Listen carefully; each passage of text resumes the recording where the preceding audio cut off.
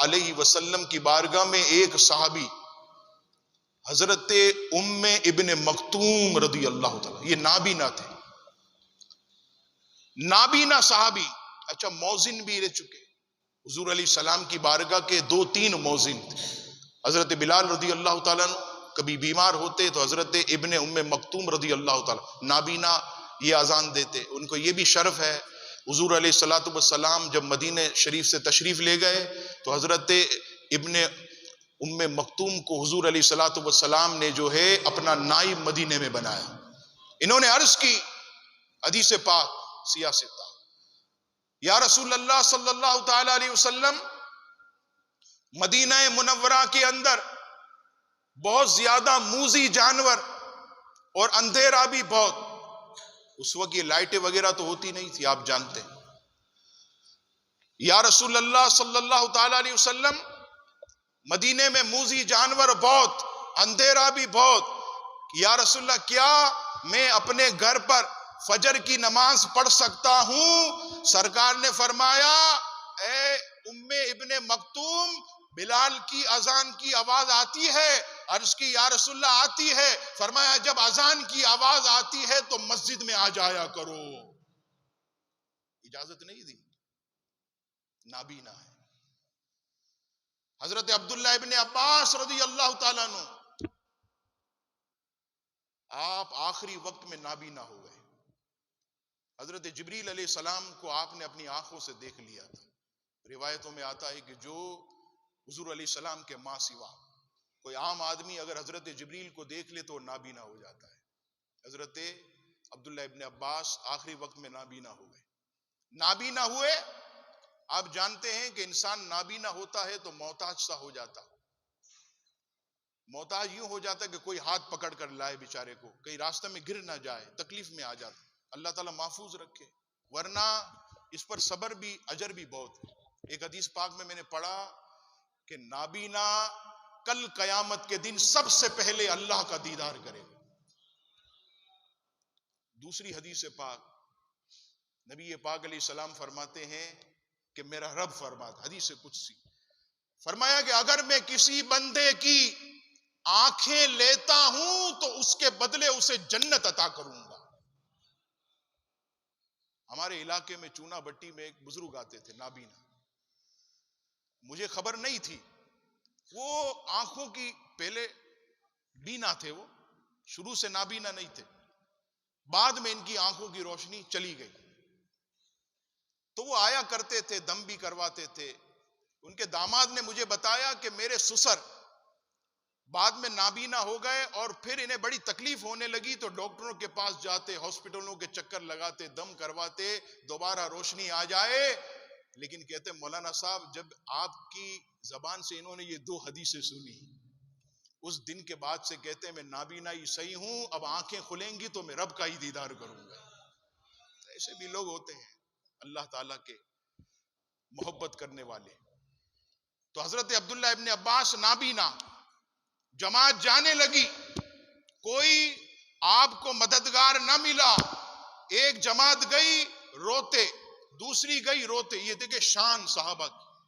آج ہنس رہے ہو، ہم کہتے ہیں نوجوانوں فجر میں نہیں آتے، مولانا صاحب آنکھ نہیں کھلتی، میں نے کہا شرم کر، بے غیرت، رونے کا مقام ہے تو ہنس رہا ہے؟ ارے جہنم کے دروازے پر تیرا نام لکھ دیا گیا کہ تو نے نماز چھوڑ دی، تو ہنس رہا ہے کہ آنکھ نہیں کھلتی ہے، ارے تو رو، یہ رونے کا مقام ہے کہ میرا نام جہنم کے دروازے پر لکھ دیا گیا۔ حضرت عبداللہ ابن عباس، جماعت چلی گئی تو رو رہے۔ امام غزالی لکھتے ہیں کہ صوفیہ کی جماعت چلی جاتی کبھی برسوں میں تو 3 دن تک سوگ مناتے تھے، 3 دن غم کرتے۔ تکبیر اولیٰ چلی جاتی تو پورا دن اداس بیٹھے ہوتے، اتنا نماز سے جماعت سے۔ تو ابن عباس کی آنکھیں چلی گئی، اب کوئی مددگار نہیں، 1-2 مرتبہ جماعت چھوٹی تو رونے لگے اور ہاتھ اٹھائے، مستجاب الدعوات، مولا میں تجھ سے آنکھیں تو نہیں مانگتا کیونکہ نابینا ہونا بھی شرف ہے، لیکن مولا یہ نابینا ہونا کہیں قیامت کے دن جماعت چھوٹنے کی وجہ سے تیری بارگاہ میں مجھے رسوا نہ کر دے. میرے مولا مجھے رسوائی سے بچا لے, مجھ پر کرم فرما. شواہد النبوہ میں اس حدیث کو نقل کیا گیا, حضرت عبداللہ ابن عباس نے جب یہ دعا کی, اللہ نے ایسا کرم کیا کہ جیسے ہی جماعت کا وقت ہوتا آپ کی آنکھیں روشن ہو جاتی, نماز پڑھ کے دوبارہ گھر آتے واپس آنکھیں چلی جاتی تھی. اصحاب رسول محبت کیسے. حضرت جابر بن عبداللہ رضی اللہ تعالیٰ عنہ مدینہ منورہ کی مسجد نبوی شریف سے تھوڑے فاصلے پر آپ کا گھر تھا, اور یہ جو اس وقت مسجد نبوی ہے سرکار کریم علیہ السلام کے دور میں یہی جو ہے مدینہ ہوا کرتا, آبادی اتنی ہی تھی. اب تو ماشاءاللہ بہت توسیع ہو گئی. تو نبی پاک علیہ السلام کے صحابی حضرت جابر بن عبداللہ رضی اللہ تعالیٰ عنہ آپ جو ہے تھوڑا سا فاصلے پر رہتے تھے, لیکن کمال دیکھیے ہر نماز جماعت کے ساتھ پڑھنے کے لیے مسجد نبوی شریف پیدل تشریف لاتے تھے. سردی ہو, گرمی ہو, بارش ہو, طوفان ہو, آندھی ہو, اندھیرا ہو, حضرت جابر بن عبداللہ رضی اللہ تعالیٰ عنہ ہر نماز پڑھنے باجماعت مسجد نبوی میں آتے تھے. لیکن کمال دیکھیے کہ مسجد نبوی شریف کے بالکل قریب جو ہے کچھ گھر خالی ہوئے. صحابہ دیکھتے تھے کہ حضرت جابر اتنا دور سے آتے ہر نماز کے لیے, بارش بھی کبھی ہوتی ہے, کبھی سردی بھی بہت ہوتی ہے, اللہ اکبر, گرمی بھی بہت ہوتی ہے. تو کہا حضور مبارک ہو, خوشخبری. کوئی کون سی خوشخبری؟ کہا مسجد نبوی شریف کے قریب کچھ مکان خالی ہوئے ہیں, آپ وہاں آ جائیں, اس مکان کو بیچ دیں, یہاں آ جائیں. حضرت جابر بن عبداللہ رضی اللہ تعالیٰ عنہ فرماتے ہیں کہ مجھے قریب مکان نہیں چاہیے. کہا کیوں؟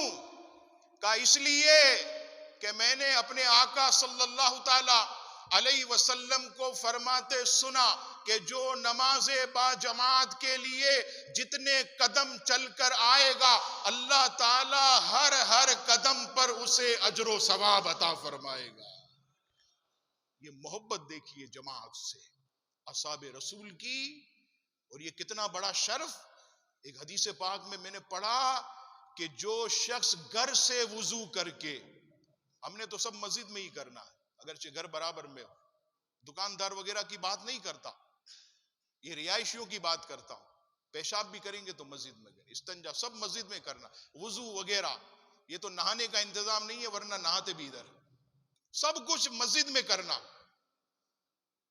لیکن فضیلت سنیے, فرمایا کہ اگر کوئی شخص وضو کر کے اپنے گھر سے مسجد کی طرف باجماعت نماز کے لیے آئے تو اسے اتنا ثواب ملے گا کہ جتنا احرام باندھ کر عمرے کے لیے چلا گیا.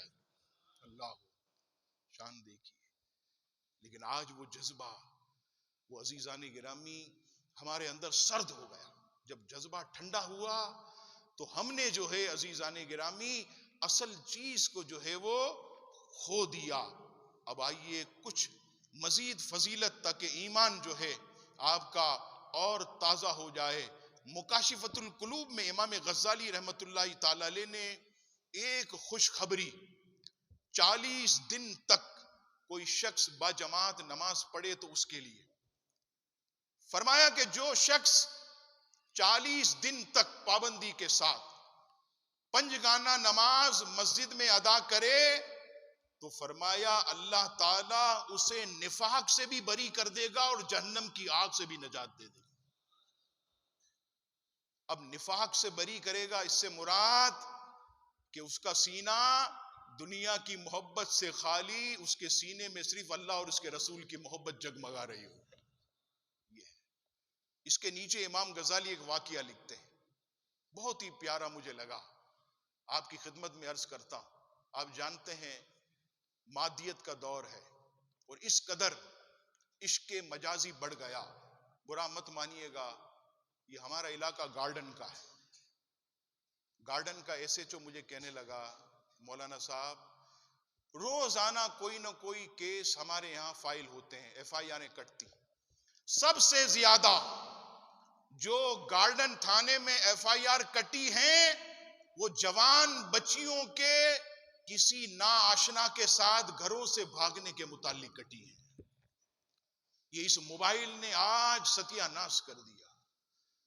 اس موبائل نے آج ہماری بہن بیٹیوں کو آزاد کر دیا. آج بچیاں گھروں سے بھاگ رہی ہیں، ماں باپ بیچارے بوڑھے رو رہے ہیں، کہتے مولانا صاحب کچھ کیجئے، کیا ہوا؟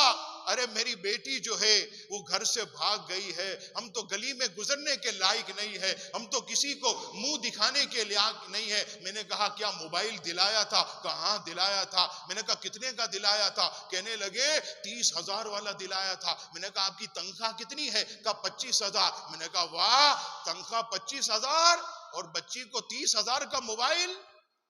یہ کون سا کاروبار کرتی ہے کہ گھر میں 3 بچیاں تو تینوں کے موبائل الگ، 2 بیٹے دونوں بیٹوں کا موبائل الگ، ماں کا الگ باپ کا الگ، گھر میں کھانے کو صحیح طریقے سے نہیں ہے لیکن موبائل چاہیے. اسی موبائل کے اندر آپ دیکھیے ایسی ایسی خطرناک تصاویر. اور میں یہ اللہ کے گھر میں بیٹھ کر پورے وثوق سے یہ میں آپ کو بات کہوں کہ نوجوانوں کی 80 سے 85% اکثریت جوان لڑکوں اور لڑکیوں کی عشق مجازی میں مبتلا.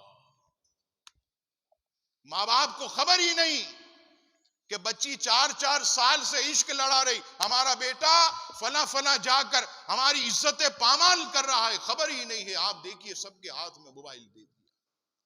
نہیں، اچھے کام بھی اس سے کریں اور کام ہونے چاہیے، علماء کرتے ہیں، اس سے پیغام پہنچاتے ہیں اور دعوتیں دیتے ہیں. یہ بھی آواز دنیا میں جائے گی انشاءاللہ اور لوگ فائدہ اٹھائیں گے، اللہ تعالیٰ نے جس کو ہدایت دی. لیکن اس سے جو برے کام بڑھ گئے عزیزان گرامی، اس نے معاشرے کو تباہ کر دیا، ہمارے اخلاق کو تباہ کر دیا، ہماری بہن بیٹیوں کو برباد کر دیا، ہمارے نوجوانوں کی جوانی یہ تباہ ہو گئی، برباد ہو گئی اسی موبائل کی وجہ سے.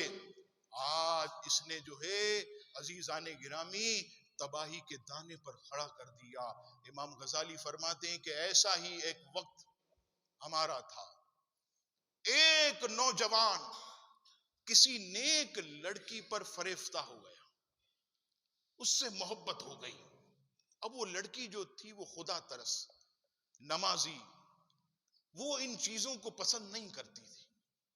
اس کو جب پتہ چلا اس نوجوان کا تو خط و کتابت کے ذریعے اس نے شروع کی اور کہا دیکھ اگر تو مجھ سے حقیقی محبت کرتا تو میرا ایک کام کر. اب آپ جانتے عشق مجازی میں تو آپ جملے سنتے ہوں گے، ارے حکم کر آسمان سے تارے توڑ کر لے آؤں گا، ایسی ایسی بات. وہ بھوت سوار ہوتا ہے، کوئی نظر ہی نہیں آتا. باپ بیچارہ ساری زندگی خون پسینے کی کمائی کر کے تجھے پالتا رہا، عشق مجازی میں گرفتار ہوا، 1 گھنٹے میں باپ کا ادب بھول گیا، ماں کی عزت بچی بھول گئی، صرف 1-2 گھنٹے میں 5-6 مہینے کی محبت میں. تو کہنے لگا ارے سب کچھ کروں گا. مسجد کبھی اس نے دیکھی نہیں بیچارے نے. اس نے کیسے کام پہ لگایا، ایک کام کر 40 دن تک با جماعت نماز پڑھ، 40 دن کے بعد آگے بات کریں گے. بولا ٹھیک ہے پڑھیں گے. شروع ہو گیا، 1 دن 2 دن 3 دن. ارے جب 30 دن ہوئے تو دل میں انقلاب آنے لگ گیا. 35 دن ہوئے تو سینے میں انقلاب برپا ہوا. 38 دن ہوئے سینہ ایمان سے روشن، اور 40 دن ہوئے تو حدیث پاک کے مطابق نفاق نکل گیا، عشق مجازی نکل گیا اور اللہ کا عشق جو ہے اس کے سینے میں داخل ہوا. 40 دن کے بعد وہ خط لکھ کے کہتا ہے بہت معذرت، اب مجھے آپ کی ضرورت نہیں ہے، اس لیے کہ اب جو ہے مجھے میرے مولا کی سچی محبت نصیب ہو گئی ہے. میرے مسلمانوں 40 دن، صرف 40 دن. ویسے تو ہر نماز باجماعت یہ واجب ہے، اور یہ تکبیر اولا اس کی فضیلت اور اہمیت کبھی آپ پڑھیں تو آپ کا ایمان تازہ ہو. تکبیر اولا جو پہلی تکبیر اللہ اکبر جو ہم کہتے ہیں، اس کا اجر کتنا؟ ایک صحابی رسول بہت زیادہ پریشان تھے، جیسے کسی کا نقصان ہو جاتا، حضور علیہ السلام قریب سے گزرے، سرکار کریم علیہ الصلوۃ والسلام ارشاد فرماتے ہیں اے میرے صحابی کیا بہت زیادہ پریشان ہے؟ عرض کی یا رسول اللہ صلی اللہ تعالی علیہ وسلم میرا اونٹ بما سامان چوری ہو گیا۔ اب وہ وقت تھا، علماء جانتے ہیں کہ یہ جو اونٹ ہے اس وقت جو ہے یہ بہترین سواری ہوا کرتا تھا، جیسے آج کل بائک کسی کے پاس نہ ہو تو لنگڑا لولا بیچارہ ہو جاتا ہے، عادت پڑ گئی، پان لینے جانا ہے تو بائک میں جانا ہے، ڈبل روٹی لینے جانی ہے بائک میں جانا، پیدل چلنا ہم نے چھوڑ دیا۔ اس وقت یہ بڑی سواری ہوا کرتا اور اس پر سامان اور نقصان۔ یا رسول اللہ صلی اللہ تعالی علیہ وسلم اونٹ بما سامان چوری ہو گیا، سرکار فرماتے ارے میں تو یہ سمجھا کہ تیری تکبیر اولا چلی گئی ہے۔ یا رسول اللہ تکبیر اولا کا اتنا اجر؟ سرکار فرماتے سن، یہ دنیا اور ما فیہا، اس کے اندر جو کچھ بھی ہے تکبیر اولا کا درجہ اس سے بھی بڑھ کر ہے۔ آج ایسے ٹہلتے ہوئے آ رہے ہوتے، نماز پڑھنے والے بھی مذہبی ایسے، کوئی پرواہ نہیں، ایک رکعت جا رہی ہے، تکبیر اولا جا رہی ہے، کوئی فکر ہی نہیں۔ تکبیر اولا کا اہتمام کرو۔ قیامت کے دن کچھ لوگوں کے چہرے جو ہے وہ ستاروں کی طرح چمک رہے ہوں گے۔ فرمایا کہ تم کون ہو؟ فرشتے پوچھیں گے تو عرض کریں گے ہم وہ ہیں اذان سنتے ہی وضو کر کے مسجد میں آ جایا کرتے۔ کچھ کے چہرے چاند کی طرح چمک رہے ہوں گے، فرشتے پوچھیں گے تم کون ہو، یہ مقام کیسے ملا؟ تو کہیں گے فرشتوں ہم وہ ہیں کہ اذان سے پہلے ہی نماز کے لیے مسجد میں پہنچ جاتے تھے۔ اور یہ بھی یاد رکھیے گا کہ نماز کا انتظار یہ بھی نماز ہی کی مثل ہے۔ حدیث پاک ابو داؤد شریف کی، سرکار کریم علیہ الصلوۃ والسلام عشاء کی نماز میں ایک مرتبہ تاخیر سے تشریف لائے۔ راوی کہتے ہیں کہ کچھ مزدور لوگ تھے جو صبح کام پر جاتے تھے، تھکے ہوتے تھے، انہوں نے اپنی نماز پڑھ لی، چلے گئے۔ کچھ ایسے مضبوط تھے، کہتے تھے نماز پڑھیں گے تو سرکار کے پیچھے ہی پڑھیں گے، کتنی ہی دیر ہو جائے محبوب کریم علیہ السلام کو نماز پڑھیں گے تو امام الانبیاء کے پیچھے پڑھیں گے۔ اب وہ بیٹھے رہے، سرکار بڑی تاخیر سے تشریف لائے اور سرکار نے مسجد نبوی شریف میں دیکھا، اپنے دیوانوں کو، صحابہ کو دیکھ کے فرمایا ابھی تک بیٹھے ہو؟ یا رسول اللہ آپ کا انتظار کر۔ نبی پاک علیہ السلام فرماتے ہیں میرے صحابہ خوش ہو جاؤ، تمہارے رب نے نماز کے انتظار کو بھی نماز کی مثل بنا دیا ہے۔ تم جتنی دیر مسجد میں نماز کے انتظار میں بیٹھے رہے ہو تمہیں مبارک ہو کہ اتنی دیر تمہارے نامہ اعمال میں نماز ہی کا ثواب لکھا جا رہا ہے۔ اس پر یہاں پر ہمارے علماء آپ جانتے ہیں ان کی قبروں کو اللہ رحمت اور رضوان کے پھولوں سے بھر دے، بڑی پیاری بات لکھتے ہیں، کہتے ہیں مسلمانوں اب تو ہمارے لیے ایک نیکیوں کا دروازہ کھل گیا، اب ایک کام کیا کرو، جب فجر پڑھو تو ذہن میں یہ سوار رکھنا ظہر پڑھنی ہے، انشاءاللہ یہ کپڑے پہنوں گا، کام پر جاؤں گا اور ظہر کی نماز پڑھوں گا، اس مسجد میں پڑھوں گا، جماعت اتنے بجے وہاں پڑھوں گا۔ فرمایا فجر کے بعد اگرچہ تم آرام کرتے رہو، ناشتہ کرو، کام کرو، لیکن ذہن میں نماز کا انتظار ہے تو مبارک ہو، اللہ تعالیٰ ظہر سے فجر کے درمیان جتنا وقت ہے یہ بھی سب تمہارا نماز ہی میں لکھ دیتا ہے۔ پھر ظہر پڑھ لو، اس کے بعد ذہن میں سوار رکھو عصر پڑھنی ہے، فلاں مسجد میں پڑھنی ہے، اتنے بجے جماعت ہے، فکر ہے عبادت کی، تو ظہر کے عصر کے درمیان اگرچہ کام کاج میں لگ گئے لیکن انتظار نماز یہ سر پر سوار ہے تو اللہ تعالیٰ یہ بھی تمہارے لیے نیکی اور اجر میں لکھ دیتا ہے۔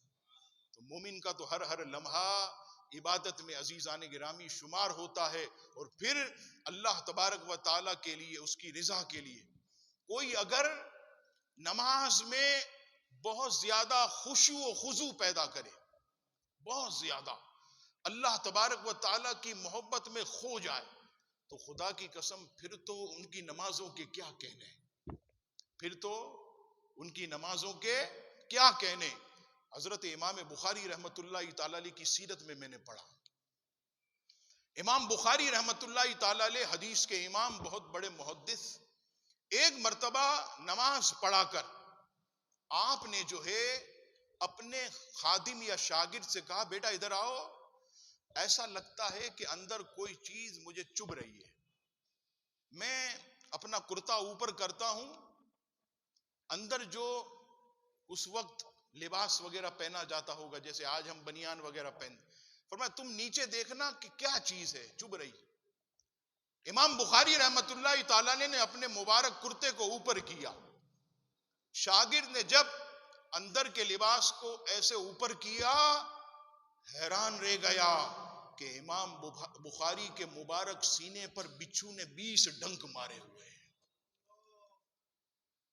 یہ گاؤں دیہات والوں سے پوچھو کہ بچھو کبھی کاٹ لے تو کیا عالم ہوتا ہے، ایک بار کاٹ لے کتنے بچھو یہ مارتے ہیں۔ ہمارے شہر میں تو مولا کا بہت فضل ہے، اور یہ بارش کا دور سندھ میں، تو اس سے تو بہت زیادہ بچھو اور سانپ جو ہے یہ باہر آ جاتے ہیں، بہت نقصان پہنچاتے ہیں۔ اب امام بخاری رحمت اللہ علیہ، شاگرد کہتا ہے حضور کمال کے آدمی ہیں، ہمیں تو مسئلہ بتاتے ہیں کہ موذی جانور نماز کے دوران آ جائے تو نماز توڑ کر اسے مار دو، یہ حکم ہے کہ اگر کوئی نماز پڑھ رہا سانپ آ جائے نماز توڑ دے، اسے مار دے۔ نماز پڑھ رہا ہے بچھو نظر آیا نماز توڑ دے، بچھو کو مار دے، کیونکہ جان بچانا فرض ہے۔ تو حضور آپ بھی کمال کے آدمی، ہمیں یہ مسئلہ بتاتے ہیں حدیث شریف سنا کر کہ نماز پڑھ رہے ہو کوئی موذی جانور آئے تو آپ نماز توڑ کر مار دو، اور آپ کمال کے آدمی ہیں، بچھو نے 20 ڈنک مارے، آپ نماز ہی نہیں توڑ رہے، کیا وجہ؟ امام بخاری مسکراتے ہوئے کہتے ہیں ارے درد کا پتہ چلتا تو میں اسے مارتا، درد کا پتہ چلتا تو مارتا۔ کیا مطلب؟ کہا جب میں نماز کے لیے کھڑا ہوا، میں نے سورہ فاتحہ پڑھی، میں نے قرآن کی تلاوت کی، خدا کے مبارک کلام کی برکتیں، اس کی مٹھاس، اس کی چاشنی، اس کی حلاوت میرے اندر ایسی چھا گئی کہ اس مٹھاس میں میں اتنا کھو گیا کہ 20 ڈنک مارے، ایک ڈنک کا بھی درد محسوس نہیں ہوا۔ ہماری نمازیں کھڑے ہوتے ہیں گلزار حبیب مسجد میں، لیکن ہمارا دماغ جو ہے یہ پوری پاکستان کے اندر گھوم رہا ہوتا ہے۔ اماں نے کہا تھا رات کو آئے تو اتنے انڈے اور اتنی ڈبل روٹیاں لے آنا، بیوی نے کہا تھا بچے کی فیس بھرنی ہے سیٹ سے ایڈوانس لے آنا، فلاں نے کہا تو ارے اچھا ہوا نماز میں یاد آ گیا، وہ فلاں دکان والے سے آج پیمنٹ لینی تھی، جمعے کے دن کہا تھا، یہ سب نماز میں یاد آتا۔ سارا حساب کتاب، ساری چیزیں یہ نماز میں، ہم کھڑے تو نماز میں ہوتے ہیں مصلی پر، لیکن ہمارا دماغ جو ہے یہ پوری دنیا کے اندر گھوم رہا ہوتا ہے۔ اور وہ کیسے لوگ تھے؟ بڑی پیاری بات کسی عالم نے لکھی کہ نماز میں ہم بھی بھولتے ہیں اور سرکار بھی بھولتے تھے۔ اب آپ کہیں گے آپ یہ کیا کریں سرکار؟ ہاں بالکل، سنقریک فلا تنسا، محبوب ہم تجھے ایسا پڑھائیں گے کہ تو ہرگز نہیں بھولے گا، اور جب بھی بھولے گا تو اپنے رب کے حکم سے بھولے گا۔ دیکھیں حضور بھولتے تھے تو ہمیں مسئلہ پتہ چلتا تھا، تو ہمارا بھولنا اور حضور علیہ السلام کا بھولنا اور، ہم بھولتے ہیں نماز میں کب، کس وجہ سے؟ جب ہمارا ذہن نماز سے ہٹ کر کہیں اور چلا جائے۔ آپ دیکھیے گا ہم بھول جائیں گے، ایک رکعت ہوئی، دو ہوئی، دو ہوئی، تین ہوئی، اندر جنگ ہو رہی ہے، کیا ہوتا ہے؟ دھیان ہمارا کہیں اور ہوتا ہے۔ نماز میں ہو تو نہیں بھولیں گے، اگر نماز میں ہو تو نہیں بھولیں گے۔ اس پر بھی شرعی مسئلہ یہ سن لیجئے، زندگی بھر کام آئے گا۔ اگر کوئی شخص نماز پڑھ رہا، اس کا ذہن ادھر ادھر پھٹک گیا اور اندر جنگ ہونے لگی، ایک ہوئی، دو ہوئی، دو ہوئی، تین ہوئی، تین ہوئی، چار ہوئی، تو کیا کرے؟ فقہا فرماتے ہیں کہ وہ کم کی طرف آئے۔ کیا مطلب؟ اندر جنگ ہو رہی ہے، تین ہوئی، چار ہوئی، تین ہوئی، چار ہوئی، فقہا فرماتے ہیں کہ کم کی طرف آئے، یعنی تین کی طرف آئے، چوتھی پڑھ لے۔ یہ جنگ ہو رہی ہے، دو ہوئی، تین ہوئی، دو ہوئی، تین ہوئی، فقہا فرماتے ہیں کہ 2 کی طرف آئے، تیسری چوتھی پھر پڑھ لے. 2 پڑھ رہا ہے، جنگ ہوئی، 1 ہوئی 2 ہوئی، 1 ہوئی 2 ہوئی، تو 1 ہوئی پھر دوسری پڑھ لے، انشاءاللہ اس کی نماز ادا ہو جائے گی. اللہ تعالیٰ فقہا کی قبور کو اپنی رحمت کے پھولوں سے بھر دے. شاندار مسئلہ. تو نماز میں ہم بھی بھولتے ہیں، سرکار کریم علیہ السلام بھی بھولتے تھے، لیکن بھولنے میں فرق. حضور علیہ السلام بھی بھولتے، ہم بھی بھولتے. ہم اس لیے بھولتے ہیں کہ ہماری توجہ نماز سے ہٹ جاتی ہے. سرکار اس لیے بھولتے تھے کہ سرکار اللہ کے جلووں میں مہو ہو جاتے تھے، خدا کے حسن، خدا کے نور کو دیکھتے ہوئے مہو ہو جاتے. تو نبی پاک علیہ السلام اس لیے نماز میں بھول جاتے تھے. اللہ ہوا. اور پھر بھول جاتے تو صحابہ کی شان دیکھیے. میں ایک مسجد میں نماز پڑھ رہا تھا، تو امام صاحب بھی بڑے خطرناک تھے، مقتدی بھی بیچارے کیسے تھے. مغرب کی نماز تھی، امام صاحب نے جو ہے غلطی سے 2 رکعتیں پڑھا دی. مقتدی بھی بیچارے سارے شریف، سب نے سلام پھیر دیا. سلام پھیر کر کہنے لگے امام صاحب مغرب کا وقت ہے، رکعتیں تھی 3، آپ نے 2 پڑھائی. امام صاحب برس پڑے، سب تمہاری وجہ سے ہو، کیوں لقمہ نہیں دیا؟ وہ ہم ڈر رہے تھے ہم لقمہ دیں گے آپ ناراض ہو جائیں گے. یہ جنگ ہوتی ہے. حضور علیہ الصلوۃ والسلام نے با جماعت نماز پڑھائی، 1 رکعت حضور علیہ السلام نے کم پڑھائی. کسی صحابی نے یہ نہیں کہا یا رسول اللہ نماز صحیح نہیں پڑھائی، نہیں، عرض کی یا رسول اللہ، اللہ کے محبوب کیا نماز کم ہو گئی ہے؟ یا رسول اللہ نماز کم ہو گئی ہے، اللہ کا کوئی حکم ہے؟ ادب دیکھیے، تعظیم. بڑی عمر والا آتا، پوچھتے تمہاری عمر بڑی سرکار کی. بڑے تو ہر ہی لحاظ سے سرکار ہیں، بس میں پہلے پیدا ہو گیا تھا. یہ ادب اور تعظیم. تو نبی پاک علیہ الصلوۃ والسلام کی شان اور عظمت نرالی. تو ان کے غلاموں کی نماز بھی عزیزان گرامی اس شان والی. مولا علی شیر خدا کا مشہور واقعہ، برچھی آپ کی پنڈلی میں گوشت کے اندر ایسے کھینچی جاتی، آپ زور سے کہتے آ. کسی نے کہا مت کرو، مولا کو بہت تکلیف ہو رہی ہے. کیا کریں؟ برچی تو نکالنی. کہ جب مولا نماز کے لیے کھڑے ہوں تو نکال لینا. حضرت علی رضی اللہ تعالیٰ نماز کے لیے کھڑے ہوئے، جو برچی تھوڑی سی ہلائی جاتی غیر نماز میں تو مولا علی شیر خدا رضی اللہ تعالیٰ عنہ تکلیف میں آ جاتے. لیکن نماز کے دوران پوری برچی آسانی سے کھینچ لی، مولا اسی طرح نماز میں کھڑے. صدیق اکبر رضی اللہ تعالیٰ عنہ کی سیرت میں حلیت الاولیاء، تاریخ خلفاء سب میں کہ نماز میں ایسے کھڑے ہوتے تھے جیسے میخ کو گاڑا جاتا ہے، اسٹریٹ کھڑی ہوتی ہے، اسی طرح نماز میں گم ہوا کرتے. امام اعظم ابو حنیفہ رضی اللہ تعالیٰ عنہ کی سیرت میں پڑھا کہ امام اعظم ابو حنیفہ رات کو عشاء کی نماز کے بعد اسٹریٹ کھڑے ہو کر سب سے بہترین خوبصورت لباس اپنی الماری سے نکالتے، اسے پہن کر آپ رات کو ایسے اللہ اکبر کہتے اور ایسے سیدھے کھڑے ہوتے، سلام پھیر رہے ہوتے تو فجر کی اذانیں ہو رہی ہوتی. اتنی عبادت کے بعد بھی راوی کہتے ہیں میں نے امام اعظم کو دیکھا آخری سجدے میں ایسے داڑھی کو کھینچ کر عرض کرتے مولا تیرا مجرم تیری بارگاہ میں حاضر ہے، اسے معاف کر دے. اور ہم 5 وقت نماز پڑھ کے سینہ چوڑا کر کے سمجھتے ولی کامل بن گئے. 10-20 آدمی ہاتھ چومنے لگ جائے تو سمجھے ہم جو ہے شیخ الاسلام بن گئے. نہیں، یہ ہمارے لیے مشعل راہ ہے، ہمارے صوفیاء. اور یہ شان امام اعظم کی کہ جب آپ کا وصال ہوا ایسے کھڑے ہوتے تھے اسٹریٹ اپنے گھر کے اندر. سامنے ایک بوڑھے آدمی کا گھر تھا بالکل امام اعظم کے گھر کے ساتھ. اس کی چھوٹی ننھی منی بچی تھی. بچے آپ کو پتا ہے کئی باتوں کو نوٹ بھی کرتے. امام اعظم کے وصال کے بعد وہ بچی اپنے ابا سے کہنے لگی ابا یہ جو سامنے مکان ہے اس میں رات کو کبھی بھی میری آنکھ کھلتی پانی پینے کے لیے میں دیکھتی کہ ایک ستون کھڑا ہوتا تھا. ابا یہ 2-3 دن سے وہ ستون نظر نہیں آتا.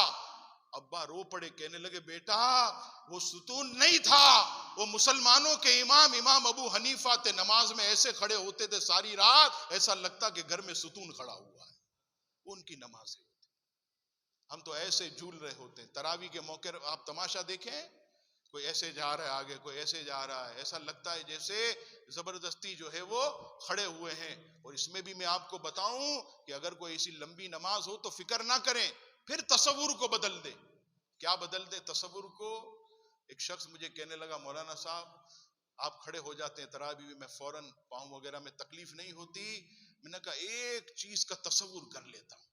کہ کون سا تصور؟ وہ تصور یہ ہے تھکن جتنی بھی ہوتی ہے بس تصور یہ ہوتا ہے کسی کی محبت میں کھڑا ہو گیا. انسان کسی ہستی کی محبت میں کھڑا ہو جائے, کسی ہستی کی محبت میں سربہ سجود ہو جائے, کسی ہستی کی محبت میں تکلیفوں کو برداشت کرنا شروع کرے, تو پھر وہ تکلیف نہیں رہتی, پھر وہ راحت و سکون میں بدل جاتی. تو میرے بھائیوں یہ تصور جو ہے اس کو تھوڑا بدل دیں, پھر آپ دیکھیے گا انشاءاللہ تبارک و تعالی راحت سکون اور قرار جو ہے آپ کو کس طرح جو ہے وہ نصیب ہوتا ہے, اور یہ چیز جو ہے آپ پر خاص جو ہے کرم اور فضل جو ہے وہ پہنچائے گی.